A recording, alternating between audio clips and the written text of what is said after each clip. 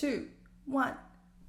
Welcome back, guys. I know, I told you I was going to be starting to upload more often. Today we have a night shoot, and that is because I just got back from watching the brand new Robert Eggers Nosferatu film. I'm so fucking excited. It was so good, guys. It was like the first movie of his that I watched that genuinely had like a feature film vibe.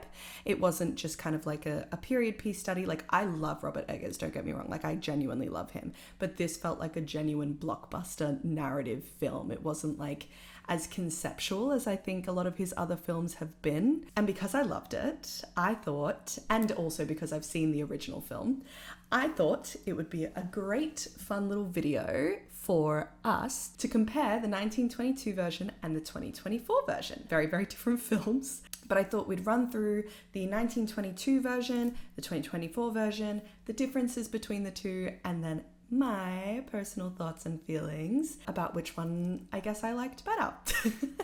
It was really awesome. Letterboxd gave me a couple of tickets as part of a competition that I had entered. There was like a bunch of us who were just film buffs that got to go and see it before it comes out. So it was really, really cool. They gave us free food, free drinks, blah, blah, blah. Love Letterboxd. Whoop.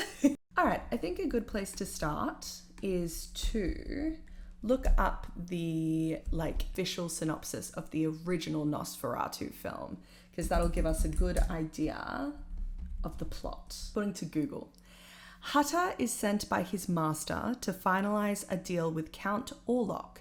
However, he soon learns that Orlok is a vampire who has his eyes set on Hutter's wife, Ellen. So, one of my absolute favorite little fun facts that I learnt about the 1922 version of Nosferatu, it's actually an unauthorized adaptation of Dracula. They didn't pay for the copyright to basically take the story of Dracula, make it German, and then fuck around with it, change names and all of that kind of stuff, and then make money off of it. And they literally just decided to change little bits and bobs and add parts to the story, but they didn't want to pay the copyright, so they just changed the names of a bunch of things. It didn't work because Bram Stoker's family, the people who were the heir to his millions or whatever, it didn't work. They sued the shit out of him and they ordered all copies of the film to be destroyed, but that didn't work because we obviously still have it, and now it's regarded as one of the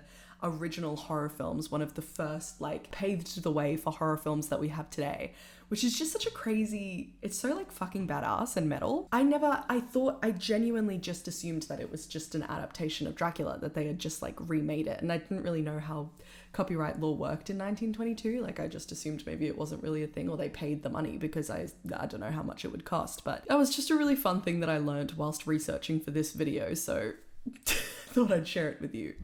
So the 1922 version of Nosferatu has a 97% on Rotten Tomatoes, a 7.8 on IMDb, and a 3.9 on Letterboxd. I always feel like Letterboxd scores sound so low because it's out of 5, but 3.9 is pretty good.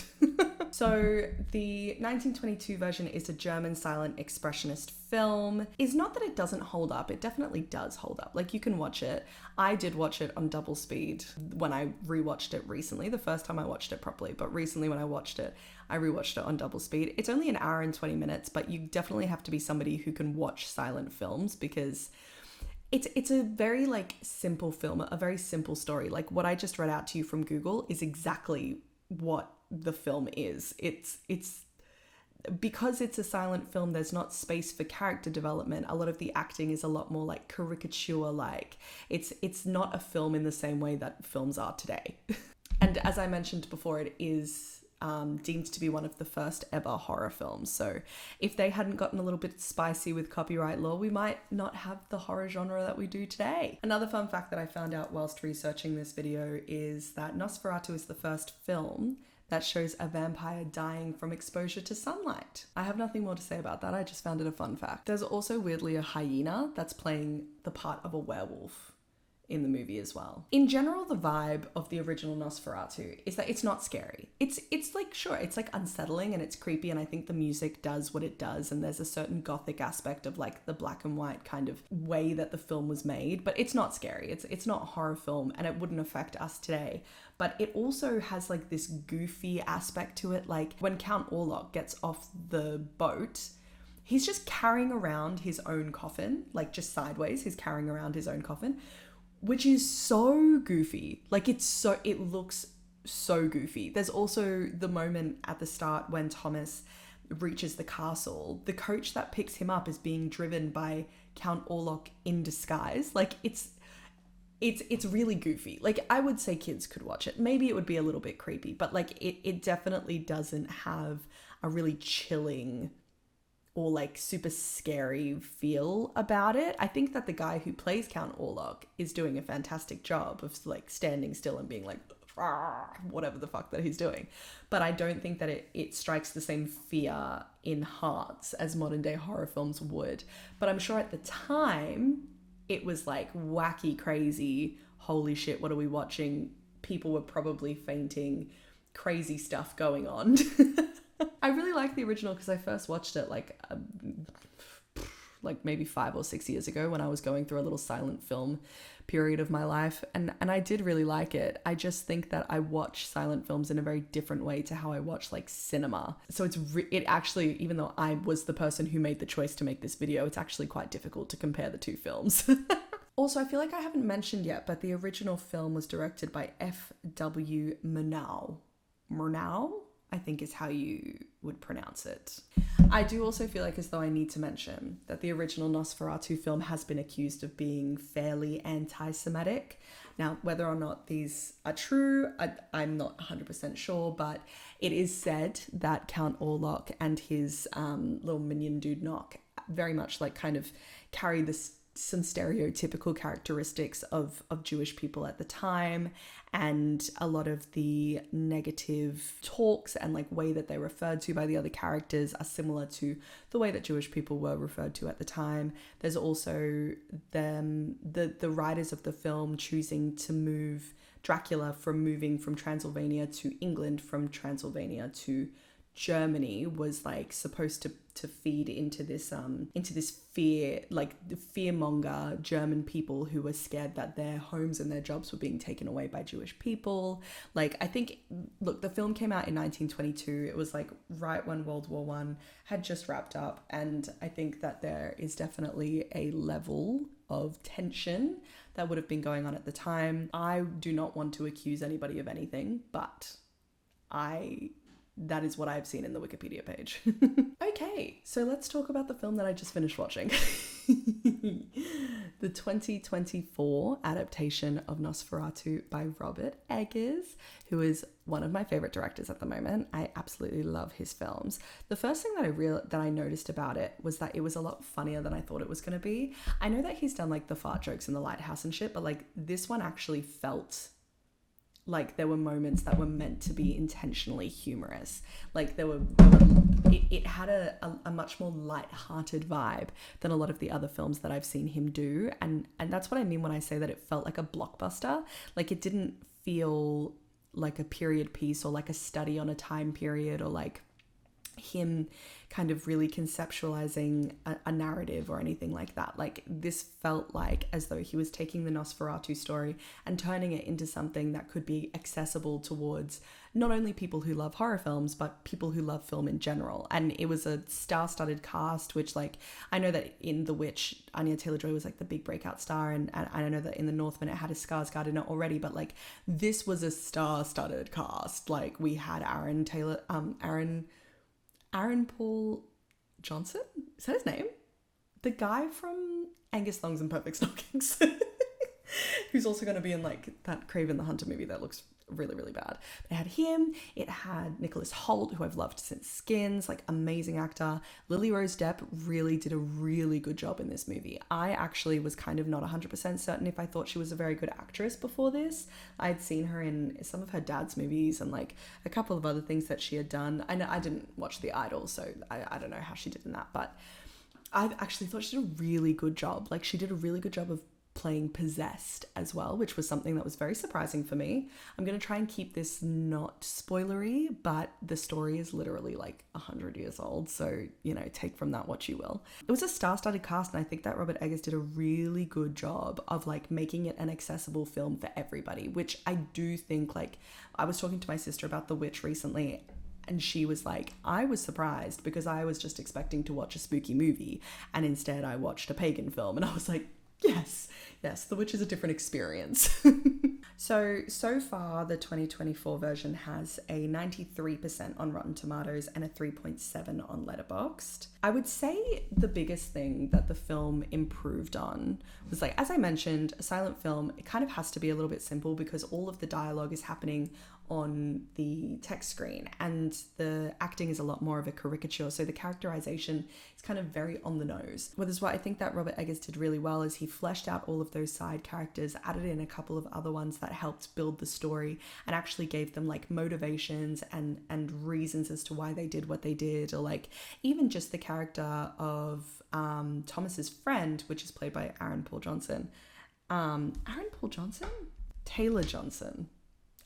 Johnson. Even that character is given this whole like complex narrative and this whole story arc, and that's done for every single one of the characters. They also flesh out the relationship between Ella and Count Orlok, so it's not just he sees a photo of her, falls in love, and is like, hell fucking yeah.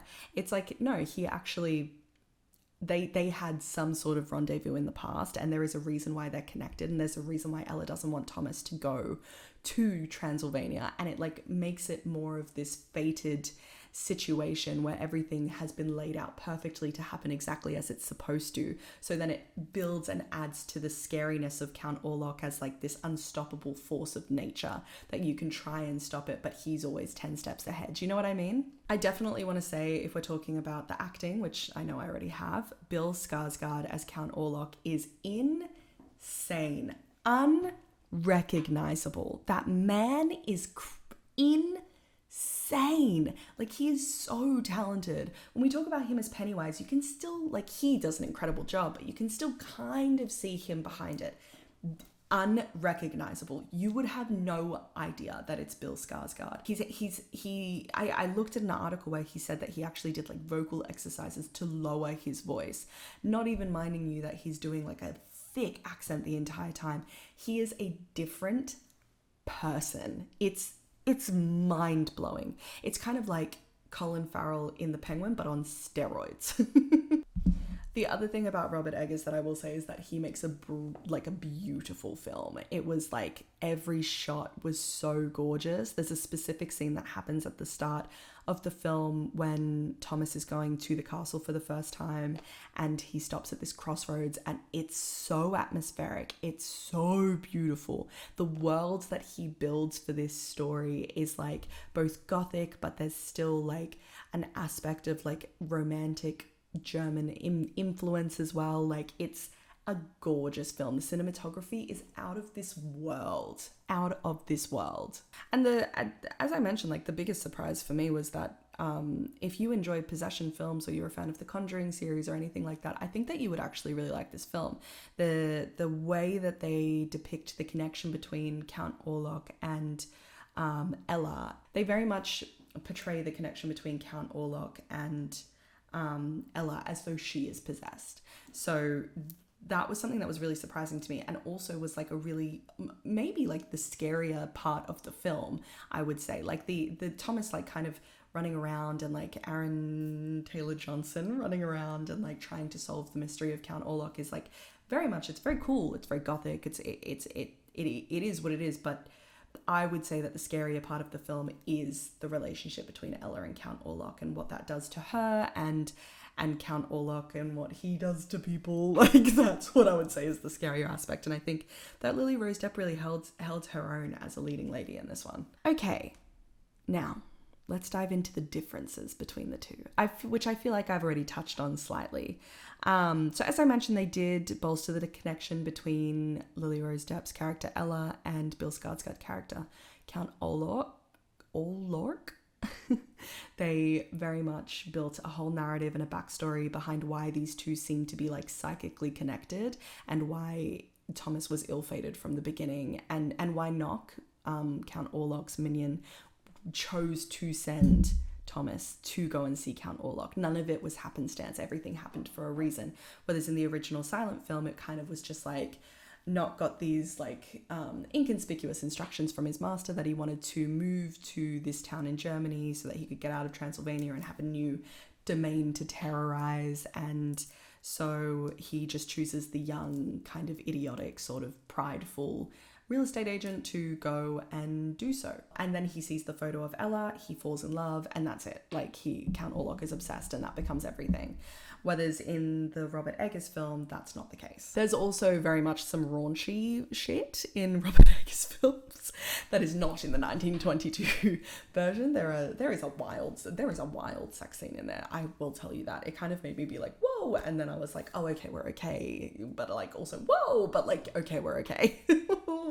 But it's definitely a lot more sexual, I would say, than the original film. The original film also alludes to this connection, where they show. They show. Also, something I didn't mention, oh my god, the way that Bill Skarsgård drinks people's blood. I have never seen that in a vampire film before. It's so graphic and visceral, and he is gulping blood down. It's disgusting. It's no Vampire Diaries, Damon Salvatore, touch my neck, whatever type shit. This is like raw and primal. It's gross. It is gross. I would also say that the attention very much in the biggest difference that I noticed between the two films is that in the 1922 version, Thomas is the main character. In the 2024 version, Ella is very much the main character. Like, everything revolves around her. Thomas, I would say, is like the heart of the film, like a narrator, but Ella is the person who is the most important character in the film. So they've also definitely characterized Thomas as a lot more of like a soft boy and a really lovely and good husband to Ella. Yeah, in the original, he's not a very nice person, but in the new version, he's a really soft boy. He's like a proper, like, really nice husband to Ella, and basically does everything for her and for their future, and tries to be as supportive as possible for her. And I think that the characters were modernized pretty well, because they were not really characters in the original. They were caricatures, as I've mentioned. They also, in the new one, added this whole kind of mythology behind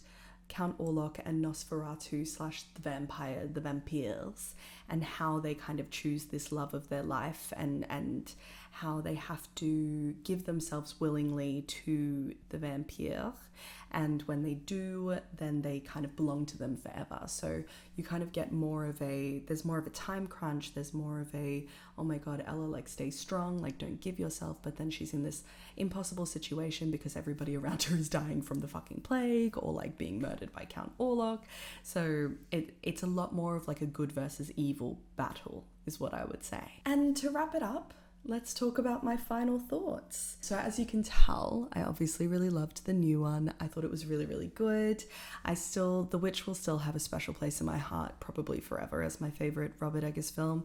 But this was a really, really great, like, fun cinema experience. It was a lot more fun than I thought it was going to be. I thought it was going to be proper gothic, depressing, sad shit, and it wasn't. The original is an interesting watch. I would say give it a go if you're going to watch the new one, but you have to be the type of person who's going to enjoy watching a silent film. I would say the original isn't particularly scary. I would say it's kind of goofy, but I think it's really good to watch films like that to kind of see where the genre that we have and that a lot of us love, kind of how it got to where it was, and how those historical films have impacted what we watch on a day-to-day basis nowadays. So, you know, Robert Eggers is one of the biggest genre directors that we have today, and he's doing amazing things, and Nosferatu was one of his biggest influences. He's been wanting to make this film for the past like 4 or 5 years. So, you know, I think it's good that we give credence and give respect to films that have come before, even if it's a silent German expressionist film that maybe doesn't hold up to the same way in terms of entertainment. But I still think it's very good. I think it's worth the watch, and definitely go and watch Robert Eggers' version of Nosferatu, because it is brilliant. And that's it. Thank you so much for watching, guys. Please like, comment, subscribe. Let me know if you want me to compare any other kind of classic horror films with their more modern day remakes. And I will see you next week with another video.